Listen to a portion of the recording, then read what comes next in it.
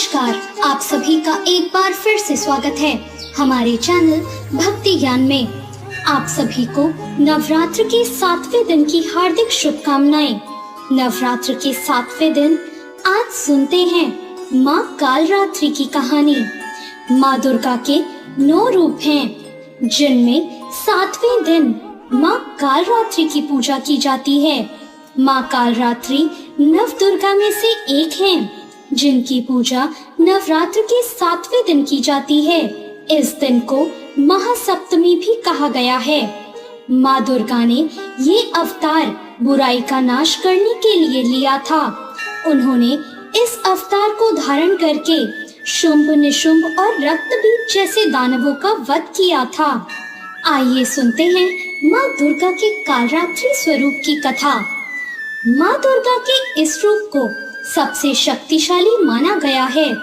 इनके शरीर का रंग घने अंधेरे की तरह काला है और माता के अत्यंत लंबे केश खुले और बिखरे हुए हैं। माँ कालरात्रि के गले में विद्युत की तरह चमकने वाली माला सुशोभित है। 4 भुजाओं वाली कालरात्रि देवी गधे पर मंडित रहती हैं। इनके बाएं हाथ में लोहे का कांटेदार अस्त्र अलंकृत है और दूसरे हाथ में एक कतार है। माँ कालरात्रि का दायां हाथ हमेशा ऊपर की तरफ उठा रहता है, जो लोगों को सदैव अपने आशीर्वाद से सुसज्जित रखता है। उनका नीचे वाला हाथ भक्तों को आश्वासन देने के लिए है कि वो माता के संरक्षण में भयमुक्त होकर रह सकते हैं। माता को गुड़ का भोग बहुत प्रिय है और उन्हें लाल रंग के वस्त्र और रात रानी के फूल भी बहुत प्रिय हैं।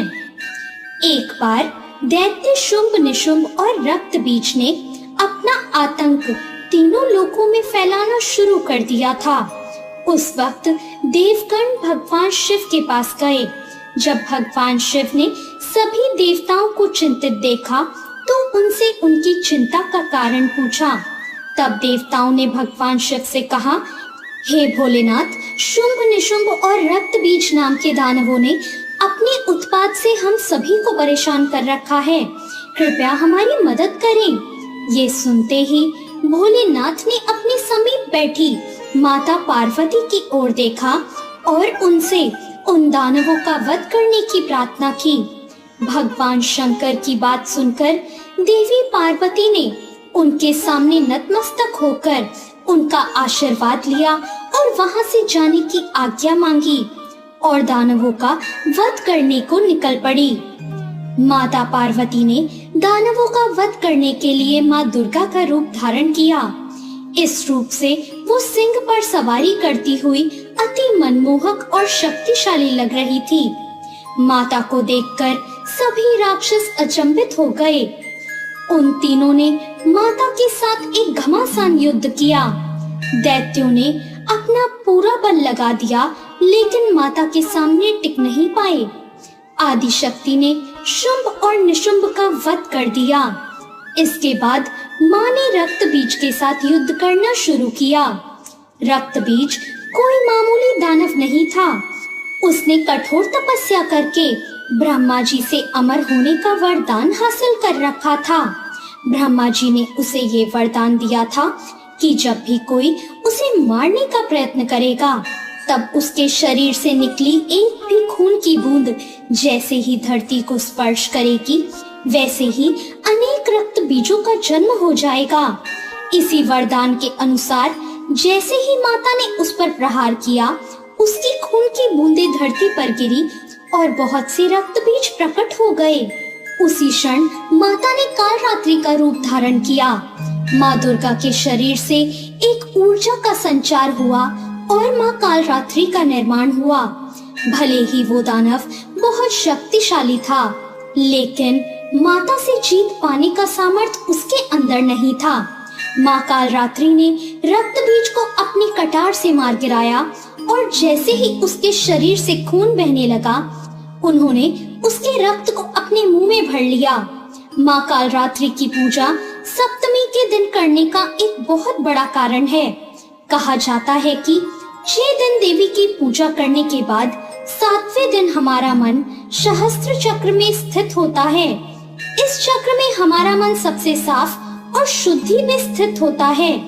इस वक्त काल रात्रि की पूजा करने से हमें ब्रह्मांड की सभी सिद्धियां प्राप्त होती हैं और सारी असुरी शक्तियां हमसे दूर भाग जाती हैं। माँ काल रात्रि की आराधना करने का मंत्र है ओम देवी काल रात्रे नमः। इसके जाप से आपकी सारी मनोकामनाएं अवश्य ही पूर्ण होंगी। इस मंत्र का मतलब है कि ओम के समान निर्विकारी माँ काल रात्रि दुख रूपी अंधकार का नाश करने वाली हैं। दुष्टों और राक्षसों का अंत करने वाली माँ हम सभी का कल्याण करे।